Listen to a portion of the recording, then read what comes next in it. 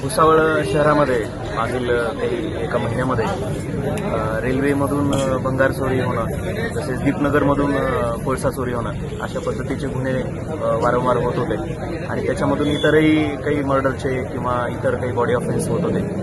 त्याच्यावर प्रतिबंध करण्यासाठी आम्ही आज GRP, RPF आणि आपलं भुसावळ विभाग व जळगाव पोलीस असं एकत्रितपणे कोम्बिंग ऑपरेशन आज भुसावळ शहरामध्ये तसेच जो दीपनगरचा परिसर आहे असं एकत्रित आम्ही सकाळी घेतलं होतं. याच्यामध्ये जळगाव पोलीसचे साधारण 5 ते 6 अधिकारी आणि सोबत 25 कर्मचारी, 3 RCP प्लाटून आणि RPFचे 3 PI आणि इतर 25-30 त्यांचे कर्मचारी असं एकंदरीत 100च्या आसपास आमचा स्टाफ होता.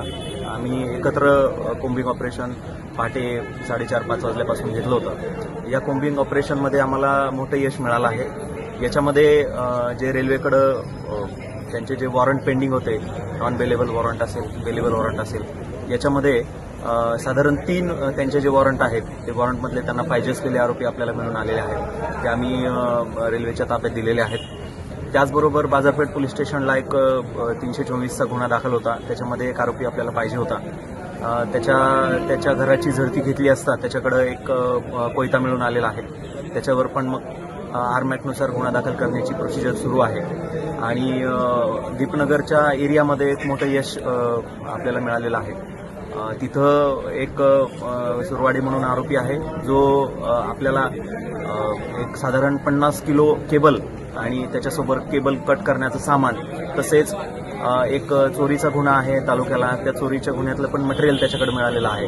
त्याच्यामुळे त्याच्यावर महाराष्ट्र पोलीस ॲक्ट 124 प्रमाणे आणि जो चोरीचा गुन्हा आहे त्याच्याप्रमाणे आम्ही पुढील कारवाई त्याच्यावरही करतो आहे. या एकंदरीत संपूर्ण ऑपरेशनमध्ये आपल्याला 100च्या आसपास आरोपी असे होते जे आम्ही झिरोईंग केलं होतं, जे आपल्याला पाहिजे होते, ज्यांच्याकडे आपण चौकशी करणार होतो. 100पैकी साधारण 60 ते 70 आरोपींच्या घरांची आम्ही कसून तपासणी केलेली आहे. त्याच्यामध्ये भुसावळ शहरामधले काही भंगारवाले पण आहेत, 3-4 ज्यांच्यावरती आम्हाला संशय होता. त्यांच्या पण भंगार दुकानांची आम्ही झडती घेतलेली आहे. आणि याच्यामध्ये एकूण 25 असे रेकॉर्डवरचे आरोपी आहेत जे संशयाअंती आम्ही त्यांना ताब्यात घेतलेलं आहे.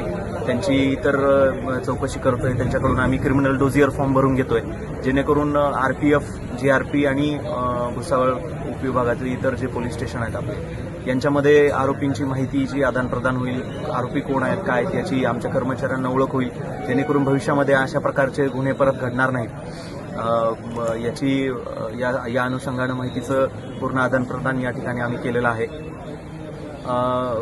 हे जे कॉम्बिंग ऑपरेशन घेतलं याच्यामध्ये आपल्या जळगाव जिल्ह्याचे पोलीस अधीक्षक आदरणीय श्रीकांत दिवरे सर, अपर पोलीस अधीक्षक संदीप गावित सर, त्याचबरोबर आपले रेल्वे RPFचे जे कमांडंट आहेत चित्रेश जोशी सर, यांचं मार्गदर्शन आम्हाला मिळालं. आणि त्यांच्या मार्गदर्शनाखाली आम्ही स्वतः, त्याचप्रमाणे रेल्वेचे इकडचे यांचे असिस्टंट कमांडंट सर्व, माझे PI सर्व आणि यांचे PI असे एकत्रित हे ऑपरेशन आम्ही राबवलं होतं. आणि या ऑपरेशनमध्ये आम्हाला मोठं यश मिळालेलं आहे.